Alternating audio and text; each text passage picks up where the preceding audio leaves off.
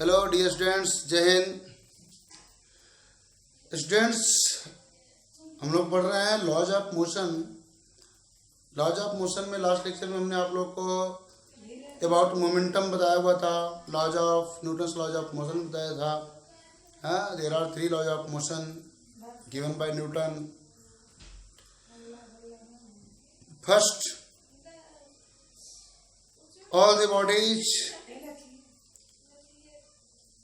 tends to remain in the state of rest or of uniform motion unless an external force is applied on it. Second law बताया गया, the time rate of change of momentum of a body is directly proportional to force applied on it. और third में बताया गया, for every mukka there is equal and opposite mukka. मुक्का नहीं समझे। For every action there is equal and opposite reaction. For every action there is equal and opposite reaction. नहीं समझे? अरे भैया, एक बॉडी दूसरी बॉडी पे जितना फोर्स लगाती है, दूसरी बॉडी भी पहली बॉडी पे उतना ही फोर्स लगाती है। जैसे एग्जाम्पल के लिए मैं आपको बताऊं, ये कोई टेबल है, टेबल पे कोई ऐसे दूसरा ऑब्जेक्ट ऐसे रखा हुआ है। ये दूसरा ऑब्जेक्ट टेबल पे कितना फोर्स लगा रहा है? जितना इसका वेट है उतना फोर्स लगा रहा है, mg। ये टेबल इस पर फोर्स लगा रही है, बिल्कुल लगा रही है, ऊपर की तरफ फोर्स लगा रही है। ऐसे रिप्रेजेंट कर सकते हैं हम। ये है r। ध्यान देने की बात है, आप इस mg को अगर आप सरफेस पे दिखाना चाहते हैं, आप सरफेस पे दिखाइए। वेक्टर जो ड्रॉ कर रहे हैं उसके टेल कहाँ, तो उसके टेल टेबल पे दिखाइए, ना कि बॉडी पर दिखाइए। बॉडी पर तो 2 फोर्स लग रहा है, एक इसका खुद का वेट वर्टिकली डाउनवर्ड और दूसरा रिएक्शन वर्टिकली अपवर्ड। अभी इस बॉडी को यहां से आपने छोड़ा हुआ था, तो वेट mg की वजह से बॉडी डाउनवर्ड जा रही थी। टेबल पर पहुंचते ही बॉडी स्टॉप हो गई। क्यों स्टॉप हो गई? क्योंकि बॉडी पर एक और फोर्स लगने लगा जो इसके डायरेक्शन ऑफ मोशन के जस्ट अपोजिट लगने लगा। इसलिए बॉडी स्टॉप हो गई। तो न्यूटन साहब ने बोला, according first law, body rest में है, यानी बॉडी पे कोई फोर्स नहीं लगा हुआ है। अगर बॉडी पे कोई फोर्स लगा होता तो बॉडी मूव कर रही होती। बॉडी रेस्ट में है, यानी बॉडी पे कोई नेट फोर्स नहीं है। A body remains in its state of rest और of uniform motion until unless an external force is applied on it. First law, अगर ये रेस्ट में है तो यानी इस पर कोई एक्सटर्नल फोर्स नहीं लगा हुआ है। अभी तक क्या, अभी तक वेट इसको पुल कर रहा था, रिएक्शन आर भी लगने लगा। किसका? टेबल के द्वारा। हाँ, टेबल पर कौन सा फोर्स लगा? वही इसका वेट mg, ये टेबल पे फोर्स लगा। कुछ लोग कहते हैं action reaction cancel H other,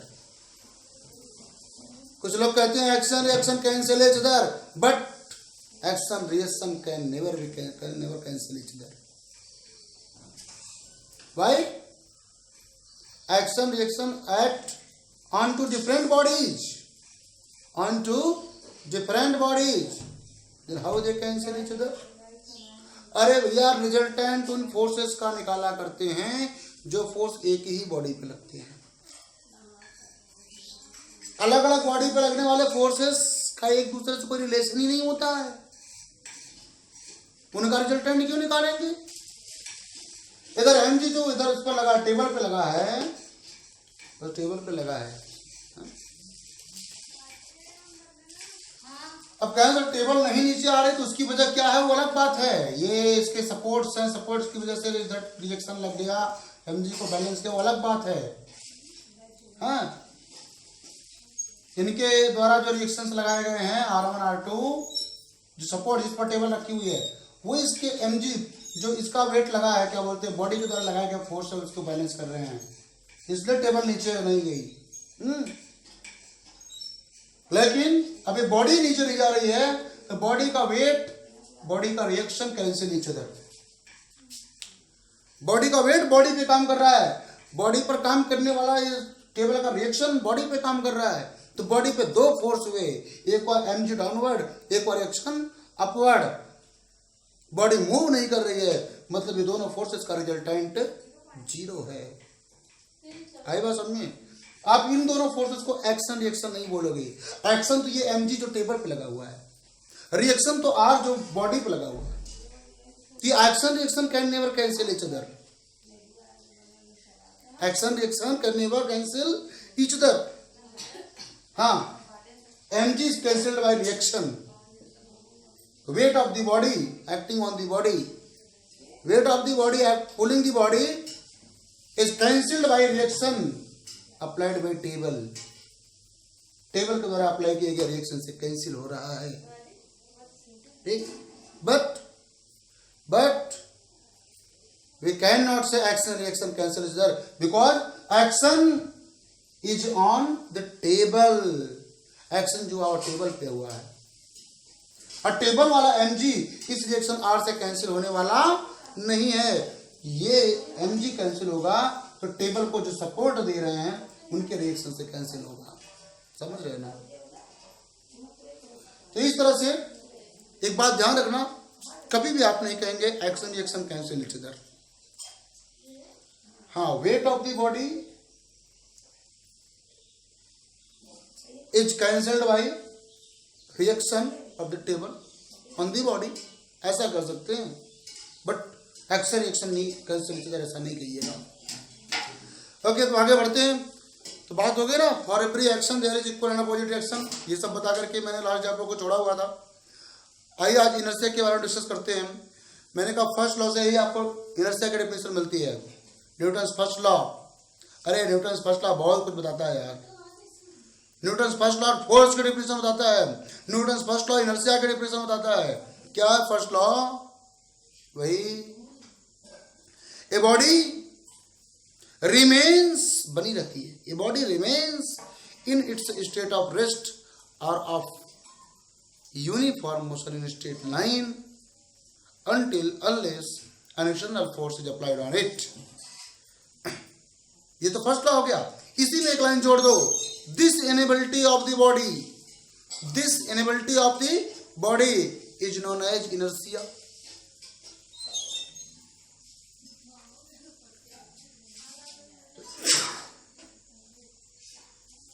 is known as inertia. क्या बोलेंगे इसको, फिर से सोचो इनर्शिया की डेफिनेशन को। A body can not change its state of rest और of uniform motion.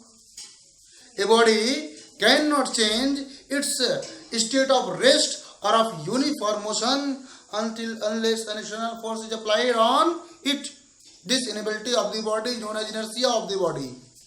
This inability of the body is known as inertia of the body. और स्टूडेंट्स जरा विचार कीजिए, इनर्शिया का डायरेक्ट रिलेशन मास से है। अगर बॉडी का मास ज्यादा है तो उसकी इनर्शिया ज्यादा है, बॉडी का मास कम है तो इनर्शिया कम है। तो inertia is directly related to the mass of the body. Inertia बढ़ाना है तो मास बढ़ाना पड़ेगा। क्यों? क्योंकि जरा खुद से विचार करके देखो,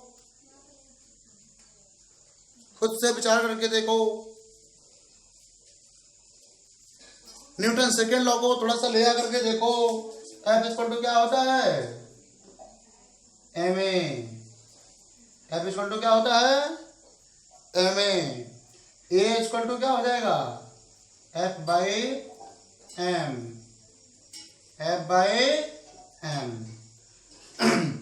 जिस बॉडी का मास कम होगा उसमें एक्सेलरेशन ज्यादा प्रोड्यूस होगा, जिस बॉडी का मास ज्यादा होगा उसमें एक्सेलरेशन कम प्रोड्यूस होगा ऑन अप्लाइंग सेम फोर्स। तो बात साबित होती है, मास ज्यादा है तो वेलोसिटी में चेंज करना उतना मुश्किल है, और मास कम है तो वेलोसिटी में चेंज करना यानी एक्सेलरेशन प्रोड्यूस करना आसान है। तो मास का मतलब क्या? मास का मतलब अपने स्टेट ऑफ मोशन में बने रहने की टेंडेंसी का ज्यादा होना, जिसमें है उसी में बने रहेंगे, नहीं बदलेंगे। मास जितना ज्यादा होगा वो बॉडी बोलेगी हम अपने स्टेट को चेंज नहीं करेंगे। अगर तुम करना चाहते हो ज्यादा फोर्स लगाना पड़ेगा, बात समझ रहे ना। तो मास डायरेक्टली रिलेटेड टू इनर्शिया। एक कहते हैं, एक प्रकार से ये भी कर सकते हो कि इनर्शिया का मेजरमेंट मास के रूप में ही करते हैं। अच्छा आगे बढ़ते हैं।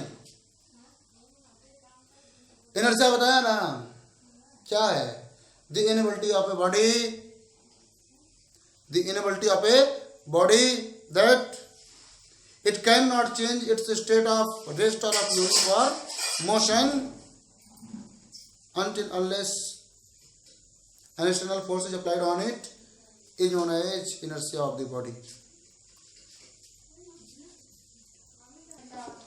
Inertia of the body, okay? Inertia of the body तीन तरह की होती है।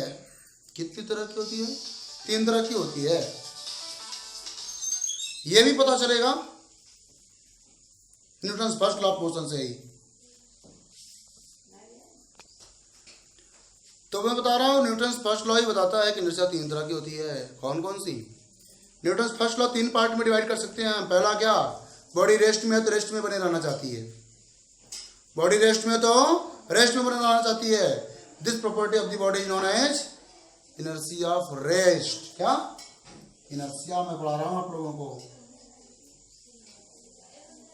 तीन तरह की होती है। पहला क्या बताया, inertia of rest. Okay, a body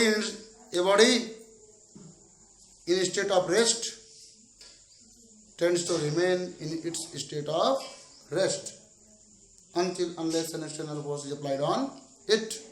This inability of the body is known as inertia of rest.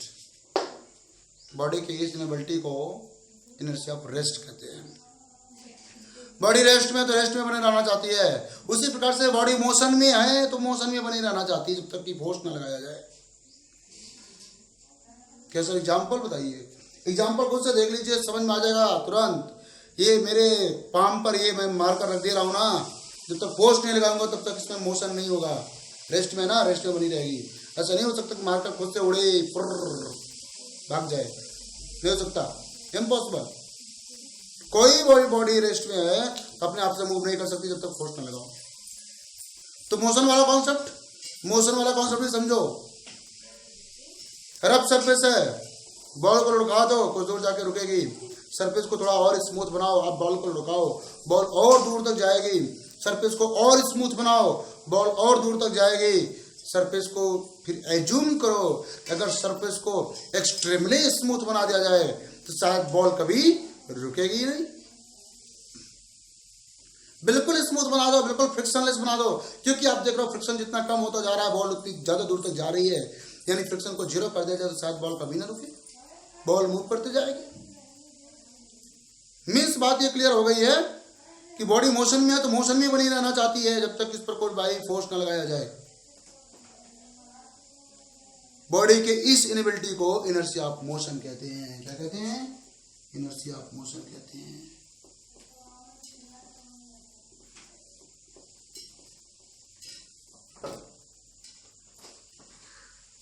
और तीसरी बात, तो सबसे पहले मैं आपको थोड़ा सा सर्कुलर मोशन की बात बताऊं, उसके बाद तीसरी बात बताता हूं।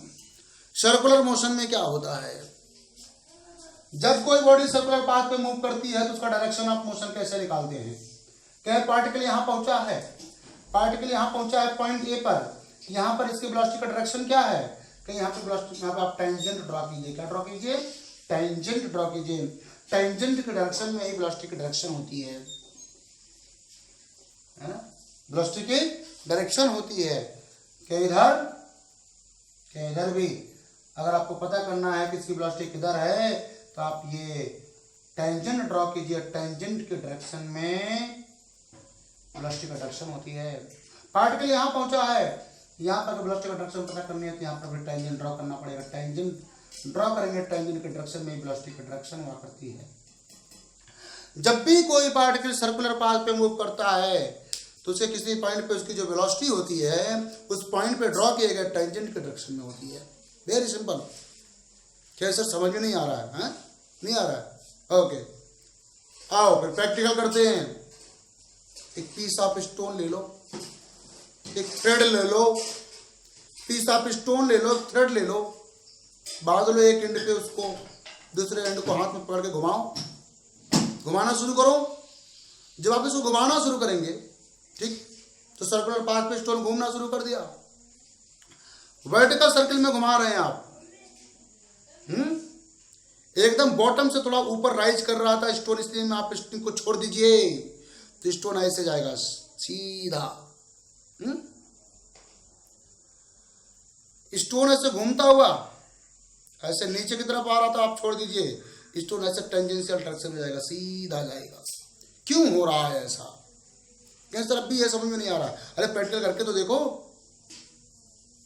अच्छा नहीं समझ में आ, कोई बात नहीं। दूसरी बात देखो, आप क्या बता रहा हूं मैं। व्हीकल लेके आप सड़क पे निकलते हो, बारिश होती है, उधर मड होता है, रोड पे मड होता है, तो व्हीकल के व्हील से मड जो होता है टेंजेंशियल डायरेक्शन में पीछे की तरफ फेंकते रहता है, हैं? और कभी कभार आप व्हाइट शर्ट पहन के निकले हो तो आपके शर्ट में भी 2-4 बूंद आ जाती है, हैं? तो ये जो व्हील में लगे मड है टेंजेंशियल डायरेक्शन में क्यों निकलते हैं? व्हील जो घूम रही है, व्हील से लगे मड टेंजेंशियल डायरेक्शन में क्यों थ्रो आउट होते हैं? कभी सोचा? क्योंकि जो मड सर्कुलर मोशन कर रहे हैं व्हील के साथ चिपक करके, उनको सर्कुलर मोशन करने के लिए एक सेंट्रीपिटल फोर्स की जरूरत होती है। ऐसा फोर्स जो रेडियस के अलोंग सेंटर की तरफ काम करे, ऐसे फोर्स की जरूरत होती है। फोर्स मिलता तो मड जो है सर्कुलर मोशन करता रहेगा, अगर ऐसा फोर्स नहीं मिलेगा तो वो सर्कुलर मोशन नहीं करेगा, वो टेंजेंशियल अपने नेचुरल जो उसकी टेंडेंसी है, जो डायरेक्शन ऑफ वेलोसिटी है, उसी में मूव कर जाएगा।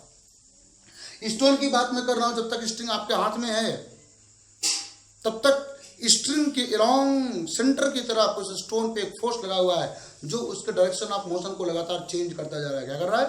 चेंज करता जा रहा है।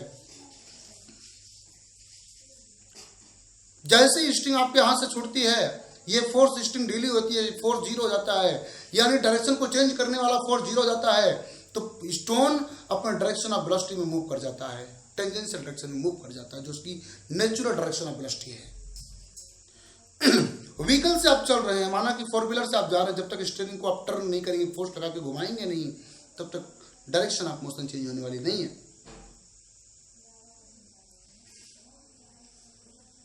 है ना? बाइक से ही जा रहे हैं, जब तक आप फोर्स लगा करके टर्न नहीं करेंगे तब तक वो डायरेक्शन ऑफ मोशन चेंज होने वाला नहीं है। तो ओवरऑल न्यूटन फर्स्ट लॉ के 3 पार्ट मैंने बताए। पहला पार्ट बताता है बॉडी रेस्ट में तो रेस्ट में बने रहना चाहती है। दूसरा पार्ट बताता है बॉडी मोशन में है तो मोशन में बने रहना चाहती है।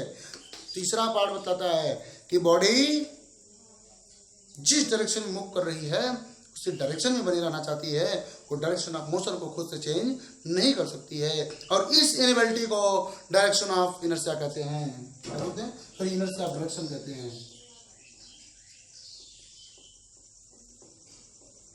Inertia of direction.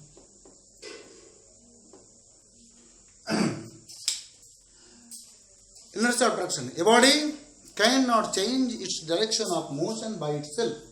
A body cannot change its direction of motion by itself unless an external force is applied on it. This is known as inertia of direction. Thus, inertia is of 3 types. First, inertia of rest, inertia of motion, inertia of direction. तीनों के definition मैंने बताई, लेकिन definition के जरिए मैं आप लोगों को कुछ एग्जांपल्स भी बता के समझाऊंगा। आप लोग हो मत भाई, चिंता मत करो। आजकल ना जो चीजें चल रही सब प्रवचन है, प्रवचन सुनो। अरे न्यूमेरिकल पोर्शन आने वाला है, आज मैं आप लोगों को कुछ न्यूमेरिकल दूंगा ग्रुप में, हाँ करिएगा, लेकिन पहले प्रवचन सुन लो ढंग से। कॉन्सेप्ट समझ में आ गया तो सब क्वेश्चन आसानी से हो जाएंगे। तो कॉन्सेप्ट समझो। आइए पहले एग्जाम्पल की बात करते हैं। इनर्शिया ऑफ रेस्ट के बेसिस पे कुछ हम न्यूटन फर्स्ट लॉ को एक्सप्लेन कर रहे हैं। क्या है एग्जाम्पल? ये देखो, जब आंधी तूफान आता है तो पेड़ से फल अपने आप गिरते हैं। ऐसे फल लटके हम देख रहे हैं कि गिर जाता तो फल हम खाते, लेकिन अपने से नहीं गिरता। ब्रांचेस को आप सेक करते हो, ये आंधी तूफान आता है, ब्रांचेस सेक होती हैं तो फल अपने आप गिरते हैं। क्यों गिरते हैं? आंधी के आने पर या ब्रांचेस को सेक करने पर फ्रूट्स फॉल डाउन क्यों हो जाते हैं? उसके भी पीछे है इनर्शिया। कौन है? इनर्शिया। कहते भैया भीड़ में अगर नहीं दौड़ोगे, भीड़ दौड़ रही तो आपको भी दौड़ना पड़ेगा। नहीं दौड़ोगे तो भीड़ से छूट के गिर जाओगे, भीड़ से पीछे हो जाओगे। या तो भीड़ में साथ साथ दौड़ते चलो, आगे दौड़ोगे तो भी अलग हो जाओगे, पीछे दौड़ोगे तो भी अलग हो जाओगे। इसी बात को मैं बताने चल रहा हूं। बिल्कुल अपने रियल लाइफ से जोड़ के देखो। न्यूटन फर्स्ट लॉ पूरे जीवन को डिस्क्राइब कर दे रहा है। अगर अपने आप को भीड़ में मेंटेन करके रखना है तो भीड़ में दौड़ते चलो, लेकिन अगर आपको अलग साबित करना है तो या तो भीड़ से तेज दौड़ो या तो भीड़ से स्लो पीछे हो जाओ। दोनों केस में आप भीड़ से अलग हो जाओगे। कैसे देखना? जैसे कि जब आप ब्रांचेस को सेक करते हो तो ब्रांचेस मोशन में आ जाती हैं, बट फ्रूट्स का मास ज्यादा होता है और ये मोशन फ्रूट्स तक डिलीवर हो पाए इससे पहले ब्रांचेस का मोशन ज्यादा हो जाता है और इनर्शिया ऑफ रेस्ट की वजह से फ्रूट्स रेस्ट में बने रहते हैं। और इस वजह से फ्रूट और ब्रांचेस के बीच में, फ्रूट और वो जो जहाँ पे फ्रूट और ब्रांच के साथ जहाँ पे जुड़ा हुआ है कनेक्शन जो है वो, उसके वहाँ पे एक स्ट्रेस क्रिएट होता है। क्या क्रिएट होता है? स्ट्रेस। क्यों? क्योंकि ब्रांच मोशन में आ गई, ब्रांच कहीं मैं जा रही हूँ, लेकिन फ्रूट बोलता है मैं नहीं आने वाला। वो अभी समझने की कोशिश कर रहा था। सोचो तो बात क्या है, क्योंकि मास ज्यादा था, इनर्शिया ऑफ रेस्ट ज्यादा है उसके पास। तो इनर्शिया ऑफ रेस्ट की वजह से फ्रूट इतनी जल्दी मोशन में नहीं आ पाता, ब्रांचेज मोशन में आ जाती है तो इनके बीच में स्ट्रेस क्रिएट होता है और फ्रूट ब्रांच से टूट के नीचे गिर जाता है। ब्रांचेज को सेक करना शुरू किया आपने, ब्रांचेज मोशन में आ गई, बट इनर्शिया ऑफ रेस्ट की वजह से फ्रूट मोशन में नहीं आया, जिसकी वजह से वहां पे स्ट्रेस क्रिएट हुआ और फ्रूट ब्रेक होकर के नीचे गिर जाता है। ये वही बात, भीड़ दौड़ना शुरू की, दौड़ लो नहीं तो गिर जाओगे। अब गिरने के बाद अब क्या आपको मिलेगा? बढ़िया चीज मिलेगी, खराब चीज मिलेगी, आप जानो। लेकिन अपनी पोजीशन जिसमें हो अगर उसको बनाए रखना चाहते हो भीड़ में दौड़ो। अलग होकर के काम करना चाहते हो या तो रुक जाओ, भीड़ को जाने दो, या और तेज दौड़ो, भीड़ से आगे निकल जाओ। लेकिन दोनों में पॉसिबिलिटी है गिरने की। संभल गए तो आगे निकल जाओगे। उसी प्रकार से जैसे कि फ्रूट गिर गया, क्यों? क्योंकि ब्रांचेस के साथ कॉम्प्रोमाइज नहीं किया। ब्रांच बोली दौड़ो, बोला इनर्शिया ऑफ रेस्ट की वजह से मैं नहीं दौड़ सकता, गिर गया। दूसरी बात, ब्लैंकेट। क्या ब्लैंकेट में डस्ट को झाड़ना होता तो हम इस पर डंडे मारते हैं, डस्ट नीचे गिर जाती है। क्यों? क्योंकि डस्ट और ब्लैंकेट के बीच में कोई स्ट्रॉन्ग कनेक्शन नहीं है। हम डंडे मारते हैं, when we beat the blanket, all the parts of blanket come into motion. All the parts of the blanket come into motion, and due to inertia of rest, dust particle remains in rest. Therefore, they get separated from the blanket. इसलिए blanket से separate हो जाता है। क्यों? जैसे ये देखिए, marker मेरा ये पाम के कांटेक्ट में है, अभी अचानक पाम पीछे जाए लेकिन ये नहीं जाएगा, तो क्या करेगा? गिर जाएगा। उसी प्रकार से when we beat the blanket, dust particles fall down, dust particles नीचे गिर जाते हैं due to inertia of rest। और एग्जाम्पल देखो, माना कि आप घुड़सवारी करने गए, आज तो लोगों का घुड़सवारी करने का भी शौक है, बाहर जाते हैं घूमने तो घुड़सवारी जरूर करते हैं। आप घोड़े पे बैठे और अभी आप रेडी नहीं थे, घोड़ा अचानक दौड़ दिया, सडन दौड़ दिया, तो आप पीछे की तरफ गिर जाते हो। क्यों? Rider falls in back direction. Rider falls back when horse run sudden. Horse जब सडन अचानक दौड़ पड़ता है तो राइडर जो है पीछे की तरफ गिर जाता है। क्यों? क्योंकि जब घोड़ा दौड़ता है तो हॉर्स के कांटेक्ट में आपका जो बॉडी पोर्शन है वो तुरंत उसके साथ मोशन में आकर के आगे बढ़ता है, लेकिन आपका जो अपर पार्ट ऑफ बॉडी है वो इनर्शिया ऑफ रेस्ट की वजह से अपनी पोजीशन में बने रहना चाहता है। अब जिसकी वजह से एक ऐसी सिचुएशन, नीचे वाला पार्ट जो हॉर्स के कांटेक्ट में वो आगे बढ़ता है, ऊपर वाला पार्ट इनर्शिया ऑफ रेस्ट में से पीछे की तरफ रहना चाहता है, अपनी जगह पे रहना चाहता है। तो इनके बीच में कुछ इस तरह की बैकवर्ड डायरेक्शन में टिल्ट होने की सिचुएशन बनती है और आदमी पीछे की तरफ गिर जाता है। तो ये when horse run fast sudden, rider falls in backward direction, पीछे की तरफ गिर जाता है। ओके स्टूडेंट्स, तो जनरल लाइफ में इसके आपके बहुत एग्जांपल मिलेंगे। मैंने कहा था ना कि आप 11th में जितनी फिजिक्स पढ़ेंगे सब आपकी जनरल लाइफ में कहीं मिलती रहेगी, सब आप बड़ी मजे से पढ़ेंगे। बस आप पढ़ते रहिए, हाँ, एंजॉय करेंगे आप फिजिक्स को, खास करके मेरे साथ तो। नेक्स्ट एग्जांपल देख लीजिए।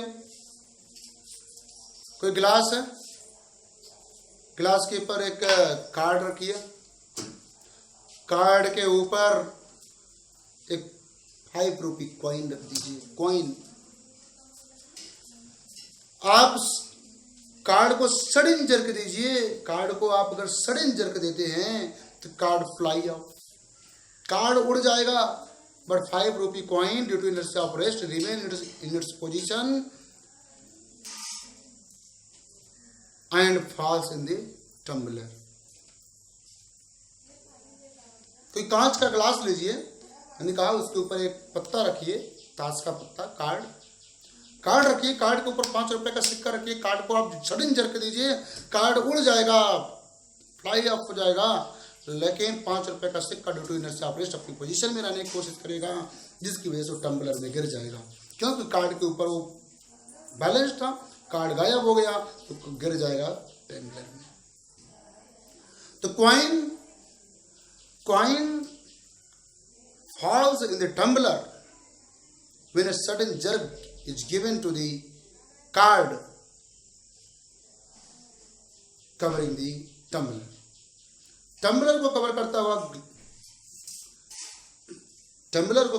हुआ कार्ड पर रखा गया 5 रुपये कॉइन टम्बलर में गिर जाता है जब कार्ड को एक सडन जर्क दिया जाता है, because card fly out.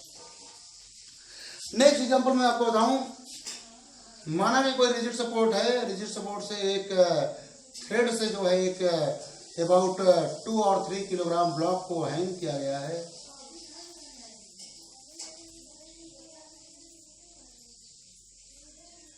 To और 3 किलोग्राम ब्लॉक को हैंग किया गया है।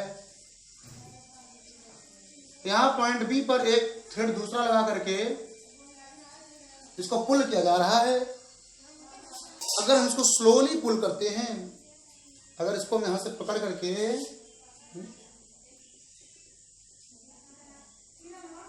स्लोली पुल करते हैं तो थ्रेड पॉइंट ए से टूटेगा। कहां से टूटेगा? पॉइंट ए से टूटेगा, बिकॉज हम स्लोली पुल कर रहे हैं। क्या कर रहे हैं? स्लोली पुल कर रहे हैं, तो फोर्स ट्रांसमिट हो रहा है टू द पॉइंट ए, तो थ्रेड पॉइंट ए से टूटेगा। लेकिन if we give a sudden jerk to the thread को सडन जर्क देते हैं, then it breaks at B, B पर टूटेगा। क्यों? ये थ्रेड बहुत हल्का है, ये ब्लॉक काफी भारी है कंपैरिजन में, तो इसका इनर्शिया ज्यादा है, ये भी रेस्ट में है। हम सडन जर्क देते हैं तो थ्रेड का सारे पार्ट बहुत जल्दी से मोशन में आ जाते हैं, लेकिन due to inertia of rest block motion में नहीं आ पाता है। जब तक ब्लॉक मोशन में आता तब तक जर्क इतना तगड़ा था कि थ्रेड मोशन में आने की वजह से सेपरेट हो गया ब्लॉक से। क्यों? क्योंकि ब्लॉक इनर्शिया ऑफ रेस्ट की वजह से इनर्शिया में बना रहा और थ्रेड क्या हुआ? फिर सेपरेट हो गया, ब्रेक हो गया। तो ओके स्टूडेंट्स, मुझे लगता है आपको इस तरीके से इनर्शिया ऑफ रेस्ट की बात अच्छे से क्लियर हो गई होगी। एग्जांपल जो मैंने बताया आपको ये भी क्लियर हो गया होगा। ओके, आइए इनर्शिया ऑफ मोशन की बात करते हैं। क्या होता है inertia of motion? The inability of a body to remain in state of uniform motion until unless an external force is applied on it is known as inertia of motion। बोलते हैं उसको inertia of motion। एग्जाम्पल, आप में से बहुत से लोग देखे होंगे कि जब कोई इंसान चलती बस या चलती ट्रेन से नीचे आता है, जब कोई इंसान चलती बस या चलती ट्रेन से नीचे आता है तो उस वेग मतलब उस ट्रेन के मोशन के डायरेक्शन या बस के मोशन के डायरेक्शन थोड़ा सा दौड़ लेता है। नहीं दौड़ता है तो फॉरवर्ड डायरेक्शन में गिर जाता है, आगे की तरफ मुंह के बल गिरता है। अगर वो ना दौड़े तो आगे की तरफ गिर जाएगा। क्यों? क्योंकि जैसे ही वो रनिंग बस से बाहर जंप करता है, उसका जो पैर है, उसका जो फीट है, वो अर्थ के कांटेक्ट में आके तुरंत रेस्ट में आ जाते हैं। But upper portion of the body due to inertia of motion में बने रहते हैं। तो अपर पोर्शन मोशन में है और लोअर पोर्शन रेस्ट में आ गया, तो बॉडी का अपर पोर्शन आगे गया, लोअर पोर्शन पीछे रहा, मतलब बॉडी क्या हुई? फ्लैट हो गई, वर्टिकल से हॉरिजॉन्टल हो जाएगी। वर्टिकल से हॉरिजॉन्टल की तरफ बढ़ेगी तो आदमी क्या करेगा? जमीन पे गिरेगा ना, मुंह के बल नाक दांत टूट जाएगा। इसीलिए कहते हैं जब कभी आपको रनिंग बस से जंप करना हो, कूदना हो, तो आप फॉरवर्ड डायरेक्शन में थोड़ा सा दौड़ते हुए ना। A man getting out of running bus falls in forward direction due to inertia of motion। क्या सर, हम तो कभी नहीं कूदे, हम तो कार में ट्रेवल करते हैं, हम क्या जाने बस का क्या हाल है। कोई बात नहीं, कार में भी ले लो। कभी कभार ड्राइवर अचानक ब्रेक मारता है तो क्या होता है? हाँ, आप आगे की सीट में जाकर टकराते हैं। कभी कभार तो नाक भी टूट जाती है। हुआ है? नहीं हुआ तो कभी सडन ब्रेक लेके देख लेना। अरे कभी कभार बाइक जो आज की वो पीछे वो बाइक है ना, पीछे की सीट ऊंची होती है, क्या नाम, मुझे तो नाम भी नहीं पता नहीं कौन कौन सी बाइक आई हुई है। ऐसे में जो कोई अचानक ब्रेक लेता है तो पीछे वाला आदमी जंप करके आगे। नहीं, अच्छा भी नहीं समझा। कोई बात, घोड़े पर बैठ जाओ, हॉर्स। कभी कभार दौड़ता हुआ हॉर्स अचानक रुकता है, उस पर बैठा आदमी आगे। अब भी नहीं समझ में आया। रिक्शे पे बैठ के देख लो, कभी रिक्शा चलाने वाला आदमी किसी वजह से अचानक ब्रेक लेता है, रिक्शे पे बैठे आदमी धड़ाक से आगे। ये सब क्यों होता है? Due to inertia of motion. क्या होता है? Due to inertia of motion. Running vehicle चाहे जो भी हो, रनिंग व्हीकल पर बैठा आदमी मोशन में है विद द व्हीकल। जैसे ही अचानक ब्रेक लगता है व्हीकल, और व्हीकल के कांटेक्ट में आपका बॉडी वो पार्ट तुरंत रेस्ट में आता है, but upper portion of body motion में ही, due to inertia of motion में बने रहता है, जिसकी वजह से फॉरवर्ड डायरेक्शन में आप गिर जाते हैं। तो कई एग्जाम्पल देखिए मैंने बताया आप लोगों को, कोई भी एग्जाम्पल आप लिख सकते हैं इनर्शिया ऑफ मोशन का। हाँ,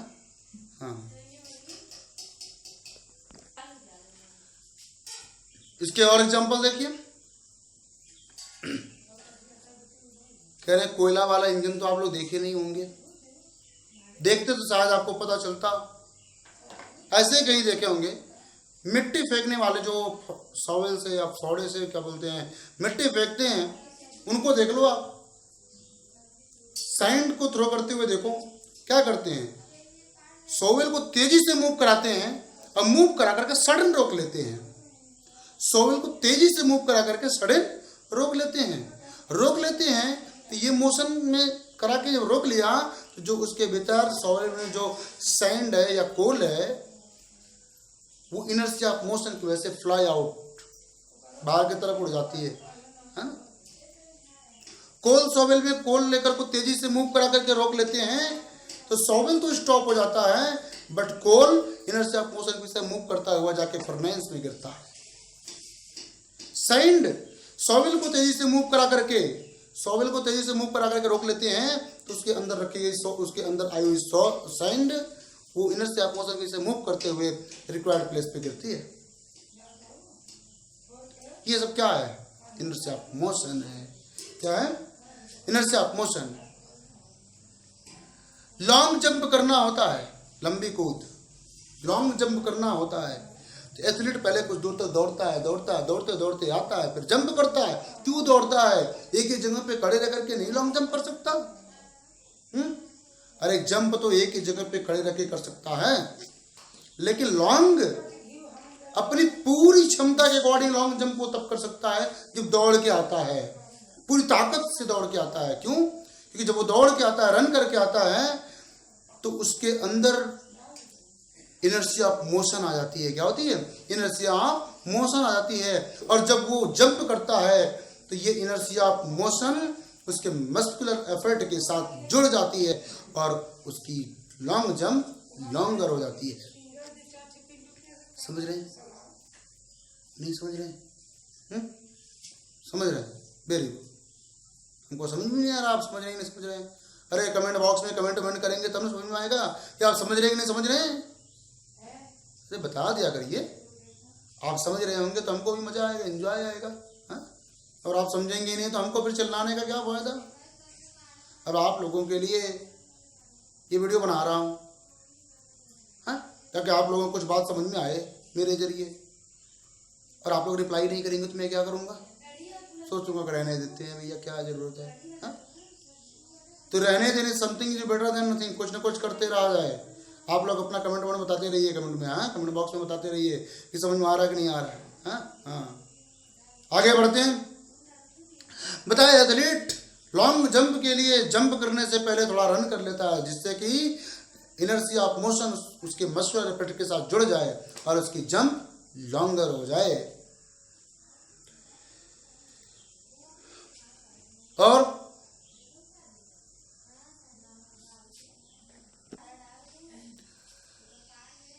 ये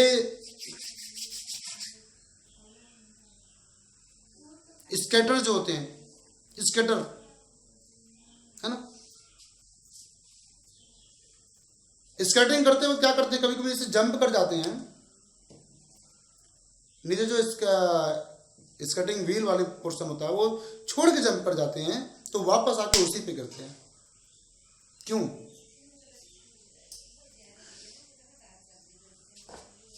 ऐसे मैं थोड़ा आपको फिगर के माध्यम से बताऊंगा। ये अलग कोई टेबल है, हाँ, टेबल में व्हील लगी होती है। स्केटिंग करता हुआ पोर्शन मैन इसके ऊपर होता है। यह फोटो में बड़ी शानदार बनाता हूं। ये देखिए, ये आदमी स्केटिंग करता हुआ जा रहा है, हाँ? अब अचानक होता क्या है, ये इसको छोड़ के जंप करता है। ये ऊपर की तरफ जंप किया यहां पर, यानी ऐसे आया, जंप किया। क्यों?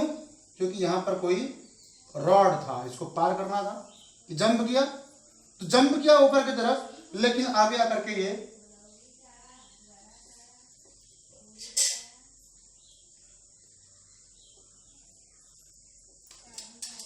स्केटिंग व्हील पर वापस गिरता है। क्यों?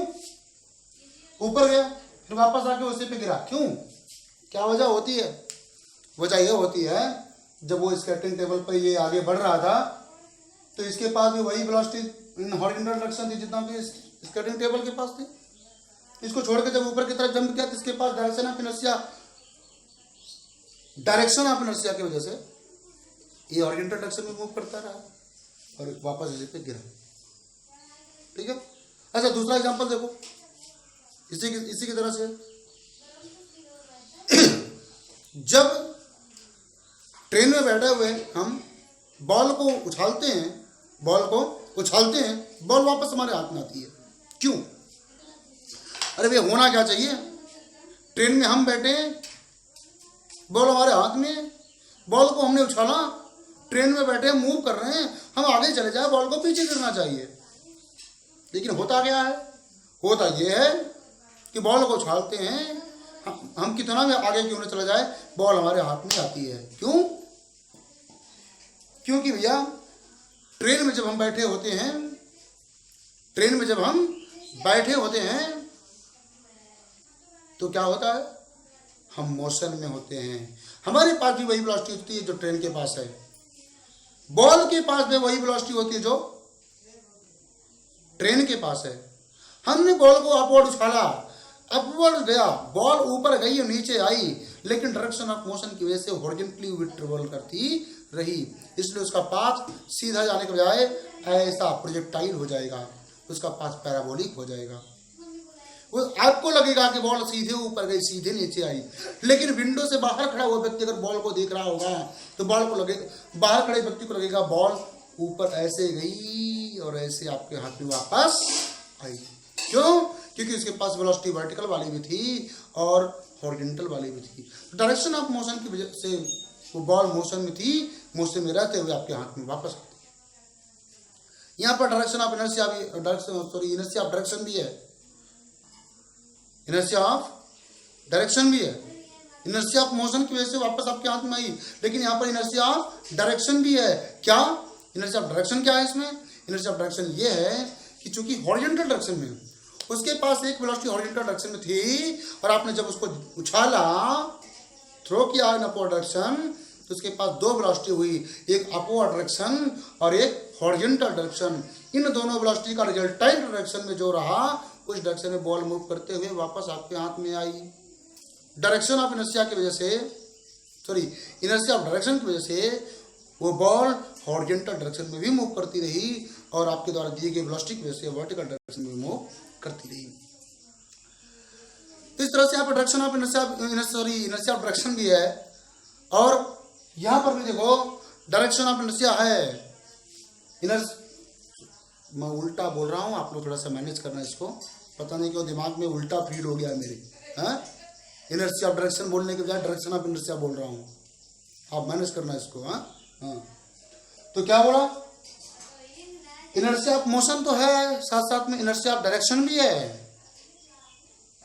क्या कि दोनों के पास हॉरिजॉन्टल वेलोसिटी है, तो ये जब जंप किया वर्टिकली अपवर्ड, तो ये अपने मसलर एफर्ट अपने बॉडी को ऐसा दिया कि ऊपर की तरफ जाए, ऊपर की तरफ जाकर नीचे आता, स्केटिंग बॉक्स आगे जाके आगे चला जाता है, नीचे गिरता है, लेकिन direction of inertia of direction की वजह से ऊपर जाने के साथ साथ ये हॉरिजॉन्टल भी जाता रहा और इसीलिए ये दोबारा स्केटिंग टेबल पे वापस गिरता है।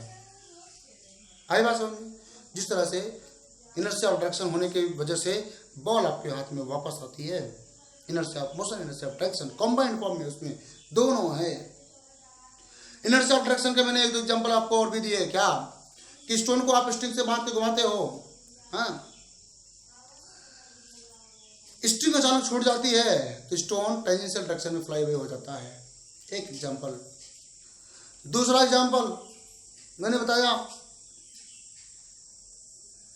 कि ग्रिड शार्पनिंग ऑफ नाइफ के समय जो ग्रिड स्टोन तेजी से घूम रहा होता है उससे चिंगारियां निकलती हैं। शार्पनिंग ऑफ नाइफ कभी देखा है? कोशिश करो, दिखाई देगा, कहीं न कहीं कोई न कोई करवा रहा होता है। शार्पनिंग ऑफ नाइफ करते समय वो जो ग्रिंड स्टोन है ऐसे तेजी से रोटेट कर रहा होता है, उसी में से टच कराए होते हैं नाइफ को, ये रोटेट कर रहा होता है, वहां से चिंगारियां निकलती है जो टेंजेंशियल डायरेक्शन में होती हैं। क्या होती हैं? रिम ऑफ ग्रिंड स्टोन के टेंजेंशियल डायरेक्शन में चिंगारियां निकलती हैं, है ना, स्पार्क्स निकलते हैं। क्यों? टेंजेंशियल डायरेक्शन में। क्यों? डायरेक्शन ऑफ इनर्शिया की वजह से। किस वजह से? डायरेक्शन ऑफ इनर्शिया की वजह से। Mudds are thrown in tangential direction by the wheels of the vehicle due to inertia of direction. तो स्टूडेंट्स, इस तरह से आपने Newton's first law of motion का पूरा डिस्क्रिप्शन और इसके बेसिस पे इनर्शिया और टाइप्स ऑफ इनर्शिया को पढ़ा आपने। मुझे लगता है आपको पूरा क्लियर हुआ होगा। आते हैं Newton second law of motion पर। Newton second law of motion हमें क्या बताता है? Newton second law of motion में बताता है F इक्वल टू क्या? dp by dt। मैंने बताया F भी वेक्टर क्वांटिटी है, P यानी मोमेंटम भी वेक्टर क्वांटिटी है, तो स्टेटमेंट क्या बनता है Newton second law of motion का? Rate of change of momentum is directly proportional to applied force It is directly proportional to net force on the body and change occurs in the direction of applied force. जो change होता है force का direction में होता है। इसी को हमने सॉल्व किया। F इक्वल टू P की जगह पे क्या लिखा जाना चाहिए, M into v upon D t. तो F इक्वल टू हमने M को बाहर ले लिया क्योंकि कांस्टेंट है, तो dv by D T. And you know dv by D T means होता है ma मास इंटू एक्सेलरेशन। तो इस प्रकार से आपने देखा mass into acceleration is equal to force आता है। ओके। और हाँ, यहाँ पर एक बात मैंने आपको ये भी बताया कि भैया अगर एक्सेलरेशन ज़्यादा प्रोड्यूस करना है तो मास कम होना चाहिए अगर फोर्स कांस्टेंट है तो। जितना ज़्यादा एक्सेलरेशन प्रोड्यूस करना होगा उतना ज़्यादा फोर्स लगाना पड़ेगा, जितना कम एक्सेलरेशन प्रोड्यूस करना है उतना कम फोर्स लगाना पड़ेगा। ओके। लेकिन न्यूटन्स जो सेकेंड लॉ है, इसी में न्यूटन्स फर्स्ट लॉ भी समाहित है। कैसे, जरा देखिए, यहाँ से देखिए, if F is equal to zero, F equal to zero, then acceleration is also equal to zero, है कि नहीं।